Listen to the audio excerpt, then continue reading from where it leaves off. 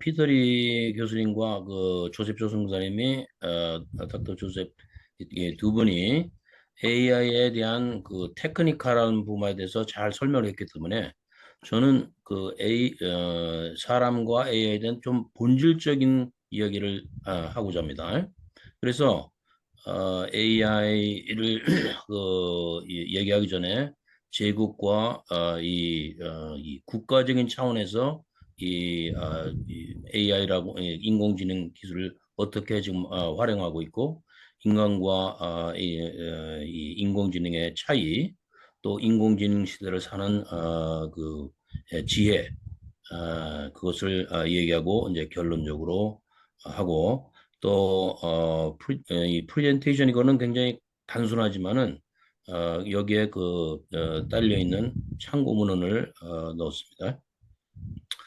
요절은 다니엘서 12장 3절로서 지혜로운 자들은 하늘에 빛나는 별들과 같이 빛날 것이며 많은 사람을 의로운 길에 가게 한 자들은 별들같이 영원토록 빛날 것이다. 그래서 AI 시대의 하나님의 자녀로서 별들과 함께 빛나는 영광스러운 삶에 대해서 생각하고자 합니다.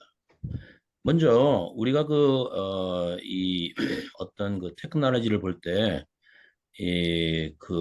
역사적으로 하나님께서 그 제국들을 어떻게 쓰셨는가?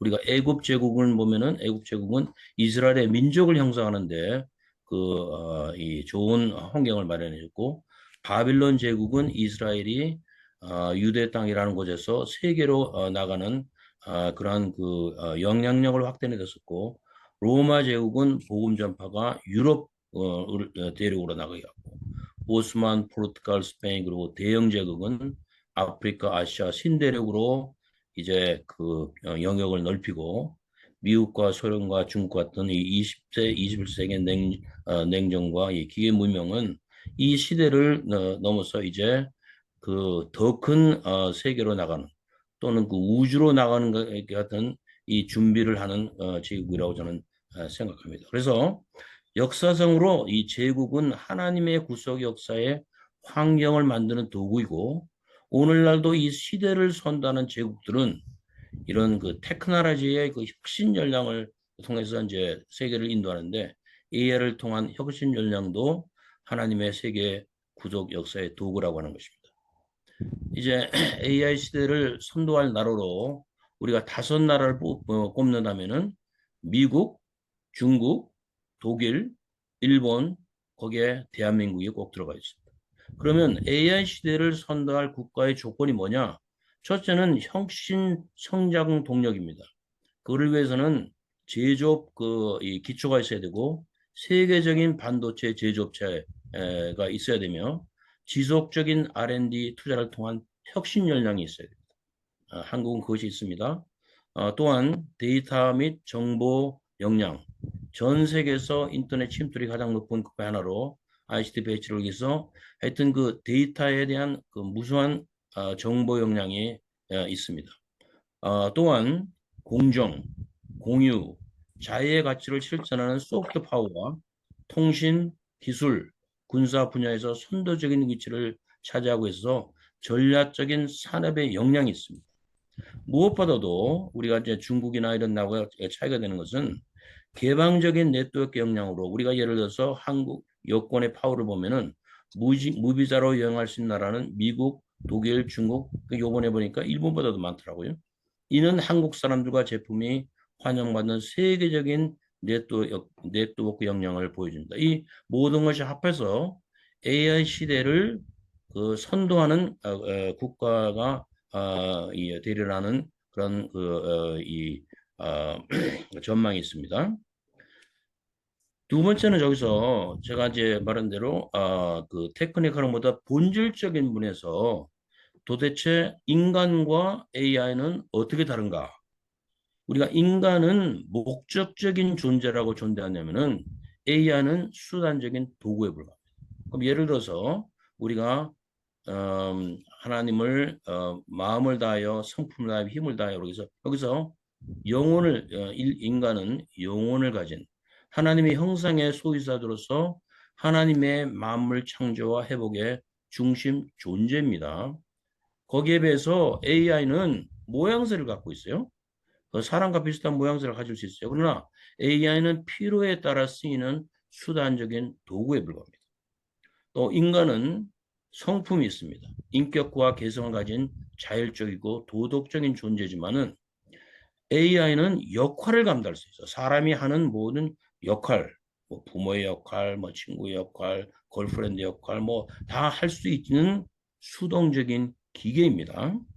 그리고 인간의 힘은, 인간의 모든 역량은 하나님의 영광과 삶의 행복을 위한 목적적인 존재에 비해서 이 AI는 주어진 일을 수행하는 기능적인 이 실체입니다. 그래서 효율적인 과정의 이라고 볼 수가 있습니다.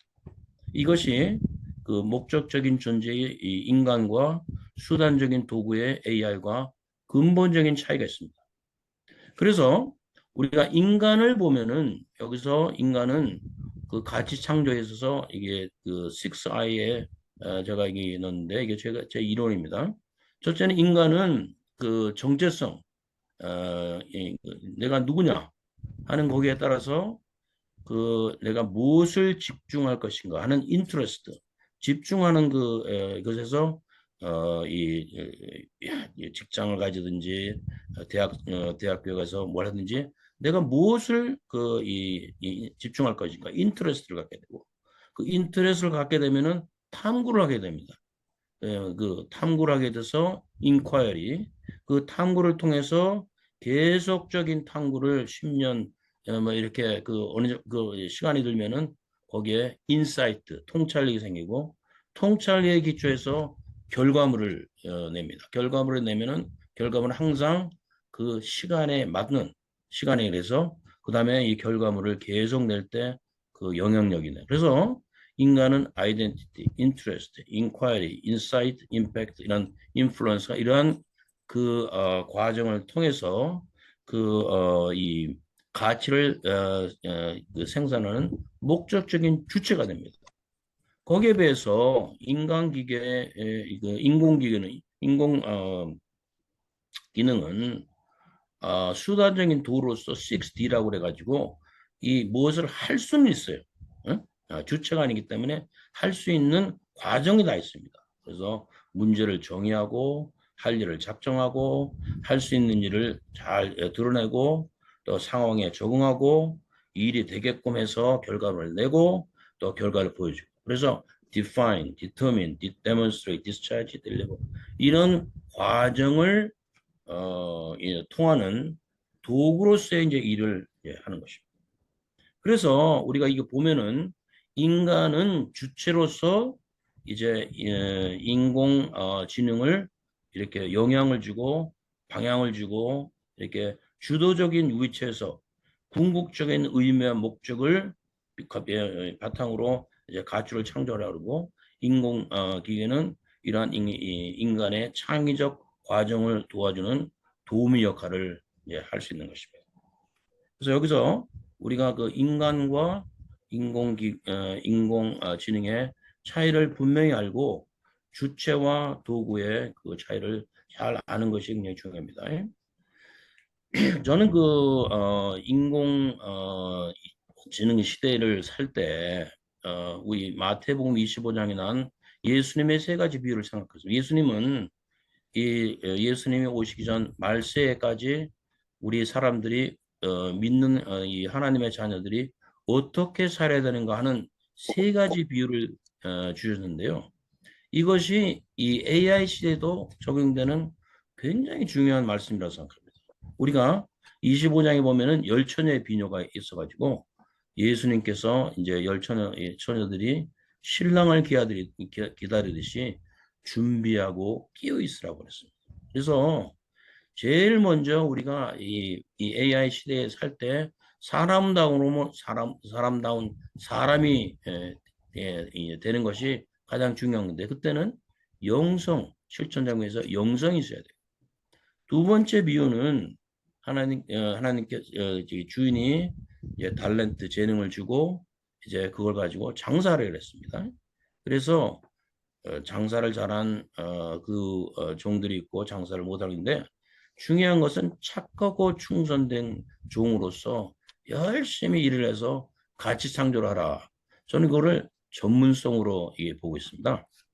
그리고 이제 이 세 번째 비유는 최후 심판의 모습으로 이 세상에는 잘난 사람만 있는 게 아니고 작은 사람들, 못난 사람들, 필요한 사람들인데 지극히 작은 자 한 것이 나에게 한 것이라. 그래서 이것을 저는 세계성으로 이제 풀이라고 있습니다. 그래서 예수님은 이 세 가지 비유를 통해서 우리가 이 어떤 시대라고 하더라도 예수님 오기 전까지 거기서 살 수 있게 해서는 영성과 전문성과 세계성 이것을 함께 소유한 그래서 이 비유가 따로따로 공부하면 안 되고 같이 해야 되는 것입니다. 그래서 그 예로 저는 이 다니엘의 삶을 이 예로 생각해 보자입니다. 다니엘은 예수님이 이 땅에 오시기 전에 600년 전에 살았지만은 실제로 영성과 전문성과 세계성을 추구하며 살은 그 예를 볼 수가 있습니다. 그럼 첫째, 그 정체성이 분명한 영성. 이 영성이란 게 뭐냐? 영성은 구원받은 하나님의 자녀로서 이 세상에서 주인의식을 가지고 겸손하나 당당하게 살 수 있는 이 영향을 말합니다. 그게 영성입니다. 그래서 우리가 그 다니엘뿐 아니라 이제 영성을 가진 하나님의 사람들은 보면은 젊은 시절에 창조주 하나님 믿고 하나님의 우주를 창조하시고 만물이 통찰은 믿음을 갖고 예수님을 주요 구주로 모시고 살며 이 세상에서 주의 나라와 의를 먼저 구하는 이제 영성을 가지고 살게 됩니다. 이 영성을 가진 사람들은 이 거대한 세상 제국들에 대해서 그렇게 기가 죽지 않습니다. 이사야가 말한 대로 세상 제국은 하나님 앞에서 티끌과 같은 것이요. 풀과 같은 세상 영광과 부의 권세는 바다의 거품 같은 보잘것없는 것입니다. 그래서 이 영성이 있는 위대한 영혼들은 세상의 권세나 부나 뭐 잘난 사람이나 그런 데서 별로 이렇게 기가 죽지 않습니다. 우리가 다니엘의 인생을 보면 바빌론이라고는 대제국의 포로로 가서 왕의 진미를 거절하고 하나님의 자녀로 살고자 결단했습니다. 하루 3번씩 위기에는 더욱더 기도하고 하나님을 의지했습니다. 다니엘은 사자굴에 들어가며 다니엘 친구들은 풀무불에 들어가는 위험 속에서도 하나님의 자녀로서의 정체성을 지니고 살았습니다. 그래서 AI 시대에서 영성을 짓는다는 것은 수단적인 도구에 불과한 인간 지능에 휘둘리지 않고 또 사람이나 세상의 권력에 기들지 않고 오히려 이를 이용해서 우리의 삶의 주인으로서 겸손하거나 용기에 살 수 있는 그런 정체성을 가진다는 것입니다. 이게 이제 첫 번째입니다. 또 두 번째 이 전문성은 이 자신의 삶의 환경에 대한 문제의식을 가지고 문제 해결로서 가치 창조와 공헌을 역량하는 정말 착하고 충성된 종으로 살면서 문제의식을 가지고 문제 해결을 통한 가치 창조와 공헌 역량을 말하는 것이. 그래서 이 다니엘 인생을 보면은 다니엘은 전문성을 개발하기 위해서 그 당시 바빌론에 향해서 공부하고 배우며 그 시대 학문과 기술을 습득했습니다. 이제 두 분이 말씀한 것처럼 AI 시대 어떻게 사는가? 지속적인 학습과 훈련. 또 한 가지로 다니엘은 자신의 분야에서 전문성을 가지고 최고의 이제 경영자 지위에 올랐지만 항상 겸손을 유지하며 필요할 때는 물러날 줄 아는 지혜를 발휘했습니다. 그리고 다니엘은 자신이 해야 될 뿐 아니라 시대에 대한 그 문제의식을 가지고 문제 해결을 하는 과정에서 통찰력을 갖게 되고 어려운 상사와의 관계 속에도 힘든 상황을 관리하며 식견을 느끼는 이것이 전문성입니다. 우리가 AI 시대는 세계가 축소되기보다 이 지구의 생활 반경이 더욱 넓어지고 지구를 넘어 우주로의 그 새로운 도학과 무한한 가능성을 열리게 됩니다. 우리가 사람들이 자꾸 그 현재 있는 걸 가지고 세상이 그렇게 되겠지만은 저는 AI 시대를 통해서 이 지구에 갈 곳도 많고 할 일도 많고 무한한 개척 가능성이 있고 우주로 가는데 이런 AI의 그 생성 능력과 이 기술이 반드시 이제 도움이 될 거라고 생각합니다. 그래서 저는 그 AI 시대에 사람들이 뭐 얼마 이 일거리가 얼마나 줄어드는가 이런 거에 대해서 너무 얘기하는데 AI 시대는 사실 수백 수천 배 더 많은 새로운 일자리와 성장 동력들이 생겨나게 됩니다. 그냥 우스갯소리로 토마스 제퍼슨이 살 때는 97%의 사람들이 농업을 하고 살았어요. 그래서 그때 이제 미래학자는 아니지만 사람들이 앞으로 제조업이 나와가지고 많은 사람들이 이제 농사를 안 하고 산다니까 토마스 제퍼슨이 그러면 이 세상이 망한다고 생각했습니다. 그렇지 않습니다. 새로운 테크놀로지가 생기면은 거기에 비해서 그 옛날에 그 이 일거리나 이 모양새가 달라지지만은 새로운 그 성장 동력이 생기기 때문에 AI 시대 때문에 잡이 없어진다는 여기에 그 두려움을 갖기보다도 AI 시대에 얼마나 새로운 가능성과 새로운 그 이 좀 프론티어 이것이 이게 생길 거를 생각하고 가능성을 찾아야겠습니다. 그래서 AI 시대는 더욱 배움에 힘쓰는 겸손과 새로운 가능성을 추구하는 용기가 필요합니다. 그래서 정말 젊은이들이 현재 이게 잘 나가는 거를 하려고 공부하지 말고 10년, 20년 후에도 필요한 분야를 고려하는 안목과 용기가 필요합니다.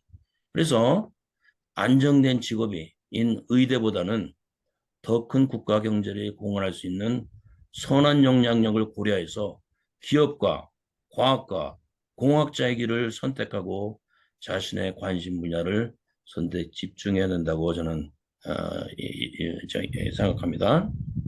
이제 10년 후 저출산의 여파가 심각해질 무렵 이제 한국은 자연적으로 은퇴 연령이 연장되고 많은 전략적인 부분에는 은퇴 연령이 폐지될 수가 있습니다. 그런데 사람들은 10년, 20년 앞을 보지 못하고 이제 사람들이 50대 되면 은퇴를 하니까 이제 내가 이러이러한 이 직장을 가져야겠다. 그렇게 이 수동적으로 생각하는데 현재 활동하는 40대, 50대의 중년들은 특정한 일 자체, 자기의 잡보다 자신의 일터의 성장 동력을 찾고 변화하는 산업의 동향을 살피는 이러한 전문성이 필요합니다. 여기 대해서는 더 얘기할 수 있겠지만은 책장이 해서 빨리 넘어가도록 하겠습니다. 세 번째로는 이 세계성이란 것은 자신의 유익뿐 아니라 더 큰 공동체의 유익을 위해라는 선한 영향력을 말합니다. 세계성은 선한 영향력을 말하는 것입니다. 우리가 예수님께서는 이 세계는 잘나고 권력과 부가 넘치는 사람뿐 아니라 지극히 작은 자들을 포함하고 있다고 해가지고 지극히 작은 자들에게 한 것이 나에게 한 것이라고 했습니다. 다니엘은 바빌론의 왕과 그 시대 잘난 사람들과 항상 교통하며 소통을 살았지만 노예와 같이 나라 없이 흩어져 사는 지극히 작은 자기 동족들을 잊지 않고 살았습니다. 다니엘은 이스라엘 사람으로서 그 큰 세계 바빌론과 메디아의 번영을 위해서 일했습니다. 그리고 자신의 살던 세계뿐 아니라 앞으로 다가올 세계를 선지적인 통찰력을 가지고 살았습니다. 우리가 UBF 1세들은 이제 내 양을 먹이라 만민에게 복음을 전하는 예수님의 명령에 순종하여 세계로 나갔습니다. 그러다 보니까 부모님 덕분에 2세들은 여러 나라 문화를 접하여서 전문성과 세계성이 있습니다. 우리는 이제 내가 너희를 사랑과 같이 서로 사랑하라는 예수님의 말씀에 순종하여 서로 돕고 배려하며 이제 각자 도생하는 그런 그 미니스트리를 하기보다도 선교적 교회로서 세계의 선한 영역을 행사하기 위해 살아야 되지 않는가 생각합니다. 네 번째, 영원한 나라에서 빛나는 이 영원한 영원성. 별과 같이 빛나는 삶은 영원한 하나님 나라에서 하나님과 하나님의 자녀들과 함께는 그런 영광스러운 삶을 말하는 것입니다. 인공지능은 세상에서 잠깐 빛날 삶을 위한 수단적인 도구이지만 사람은 영원한 나라를 소망을 가지고 사는 목적적인 존재입니다. 그래서 우리가 영원한 나라에서 별과 같은 빛나는 삶에 대한 이 소망이 있으면은 이제 이 땅에 있어서도 다르게 살 수 있습니다. 예, 이제 우리는 이제 100세 시대를 살고 있는데 우리 삶의 전반전이 끝나는 은퇴 후에도 은퇴 후에도 은퇴 후 1기, 2기, 3기, 1기는 60대, 2기는 70대, 3기는 80대, 90대, 4기는 90대 이후에 무한대 별같이 빛나는 세대가 있습니다. 그래서 우리가 이제 이러한 그 영원한 나라에서 별같이 빛나는 삶을 생각할 때 누가복음 2장의 시몬과 안나 같이 영원한 나라를 소망하며 기도와 헌신으로 사역과 공동체, 국가의 미래를 위해 기도하며 행복하게 살 수 있습니다. 결론적으로 예수님께서 세 가지 비유, 영성과 전문성과 세계성, 우리가 또 다니엘 3에서 보듯이 우리도 영성과 전문성과 세계성을 갖추고 많은 사람을 의의 길로 인도하는 복된 삶을 살 때 우리는 AI 시대에서도 하나님의 큰 축복을 감당할 수 있습니다. 구원받은 하나님의 자녀들은 인공지능과 달리 어두운 밤하늘에 찬란히 빛나는 수많은 별들처럼 별은 그냥 혼자 빛나는 게 아니에요. 함께 빛나는 것입니다. 그래서 이 세상에 잠깐 동안 반짝이다가 사라지는 게 아니고 하나님 나라에서 영원히 함께 빛나는 그런 인생을 살도록 우리가 준비하고 그것이 삶의 본질이고 그것이 사랑과 인공지능의 차이라는 것입니다. 그래서 지혜로운 자들은 하늘에 빛나는 별들과 같이 빛날 것이며 많은 사람들을 의로운 길에 돌아가게 한 자들은 별들과 같이 영원토록 빛날 것이다. 아멘. 감사합니다. 네, 그리고 여기 이제 감사합니다. 제가 이렇게 이거는 간단하겠지만은 이 강의 내용은 사실은 여기 레퍼런스에 나온 대로 흥망성쇠 제국 인간과 인간지능 예수님에 비유해서 이 참고 문헌을 넣어놨으니까 그걸 보시기 바랍니다. 감사합니다.